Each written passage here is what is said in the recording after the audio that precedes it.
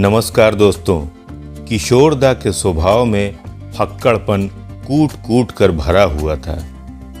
बॉलीवुड के मशहूर अभिनेता और महान गायक किशोर दा किसी पहचान के मोहताज नहीं हैं। किशोर दा बॉलीवुड की सबसे लोकप्रिय 5 हस्तियों में शामिल हैं। गायकी से लेकर अभिनय जैसे हर काम में माहिर किशोर कुमार अपने मनमौजी स्वभाव और शरारतों के लिए भी खूब चर्चा में रहते थे।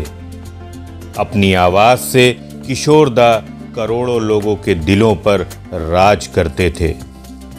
अनुपम खेर जी भी एक महान कलाकार हैं। उन्होंने भी अपनी अदाकारी से ढेरों पुरस्कार जीते हैं और उनके पास भी एक बड़ी फैन फॉलोइंग है।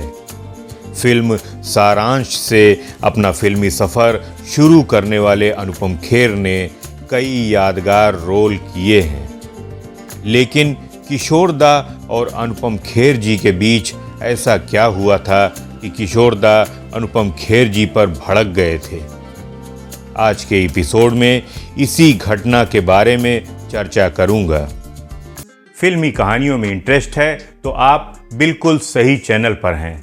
मैं हूं संतोष और आप देख रहे हैं मूवी म्यूजिक मी यूट्यूब चैनल।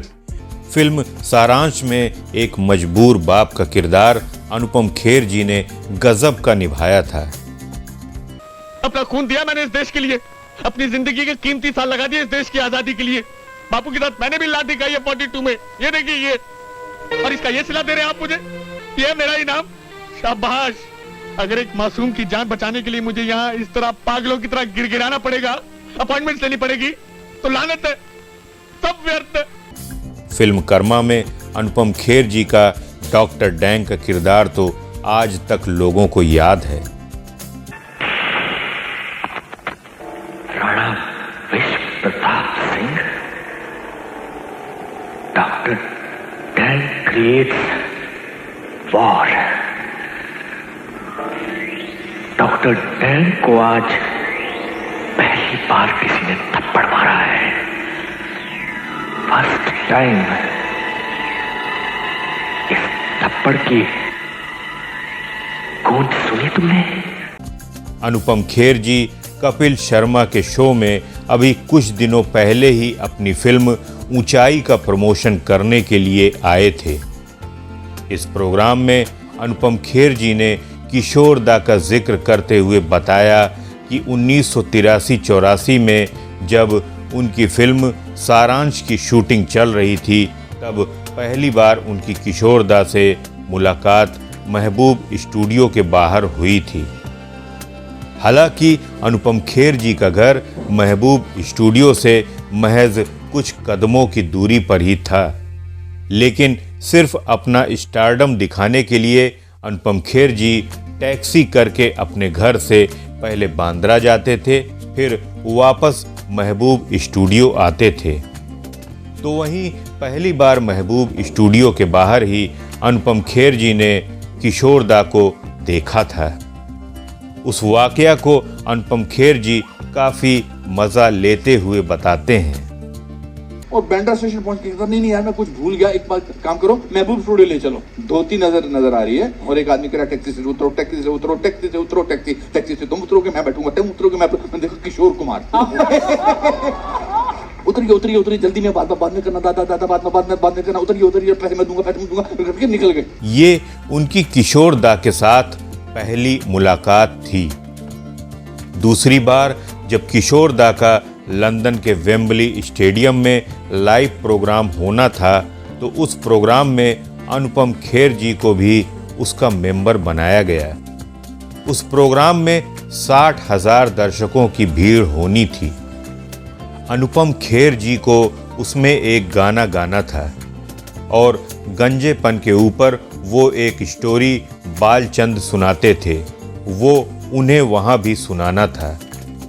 शो शाम को होना था और दोपहर में कल्याण जी आनंद जी के साथ 200 लोगों की ऑर्केस्ट्रा की भीड़ में रिहर्सल होना था।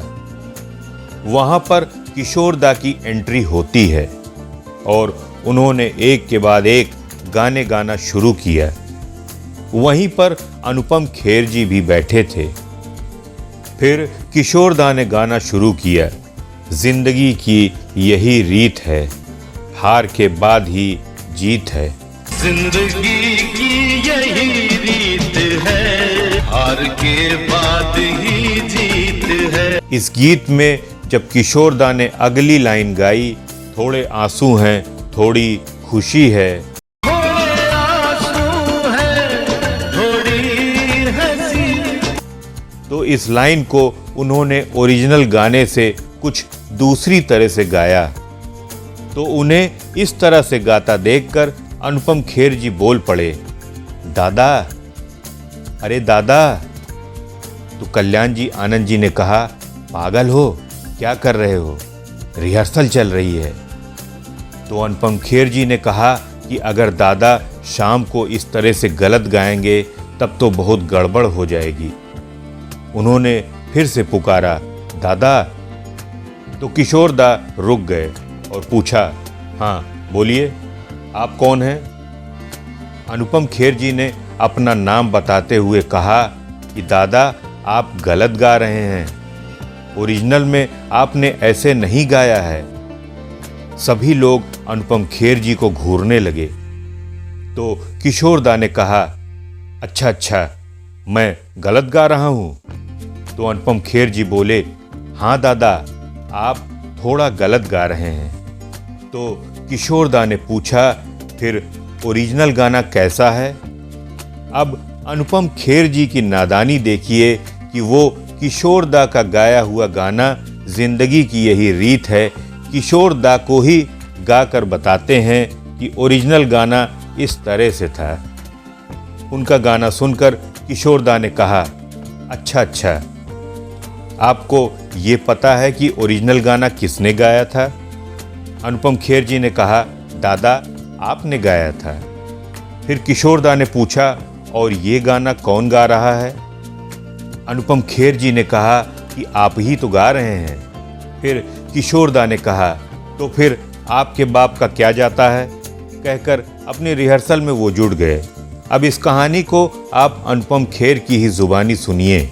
नेक्स्ट लाइन गाई तो कुछ थोड़ा चेंज करके गाए। तो दादा रुक गए। हाँ बोलिए, कौन आप? कौन? मैंने कहा अनुपम। दादा, आप गलत गा रहे हो। किशोर कुमार को मैं बोल रहा हूँ, आप गलत गा रहे हो। असली में ओरिजिनल कुछ और है और आप जो गा रहे हो भी कुछ और है। अच्छा अच्छा, ओरिजिनल किसने गाया? मैंने कहा आपने। और ये कौन गा रहा? आप। आपके बाप का क्या जा रहा है? अनुपम खेर जी किशोरदा के गानों के बहुत बड़े दीवाने थे। अपनी इस दीवानगी को उन्होंने कुछ इस तरह से बताया था। मेरे नैना सावन भादो, एक लड़की भीगी भागी सी, सोती रातों में जागी सी। किशोर कुमार साहब की आज जन्म तिथि है। किशोर कुमार साहब ने हमारे जीवन में सुर तो भरा ही भरा, कितने भी सुरे हों लेकिन सुर जरूर भरा, और रंग भी भरे। हर मूड पर उन्होंने हमारे को साथ आइडेंटिफिकेशन कराया, चाहे वो खुशी का मूड हो, चाहे वो रोमांटिक मूड हो, चाहे वो तकलीफ का मूड हो, चाहे बुरे वक्त का मूड हो। उन्होंने हमारी जिंदगी में हमारे साथ चलकर हमारा सफर जो था चलने का, जिंदगी का, वो थोड़ा आसान कर दिया। मैं आज उनको श्रद्धांजलि अर्पित करता हूँ आप सब लोगों के साथ। वीडियो अच्छा लगा हो तो कमेंट बॉक्स में अपने व्यूज जरूर लिखिएगा। चैनल सब्सक्राइब करने के लिए बीच वाली बटन को दबा दीजिए और साथ ही नोटिफिकेशन बेल को भी प्रेस कर दीजिए। तो मिलते हैं नेक्स्ट वीडियो में किसी और नए किस्से के साथ। तब तक के लिए नमस्कार।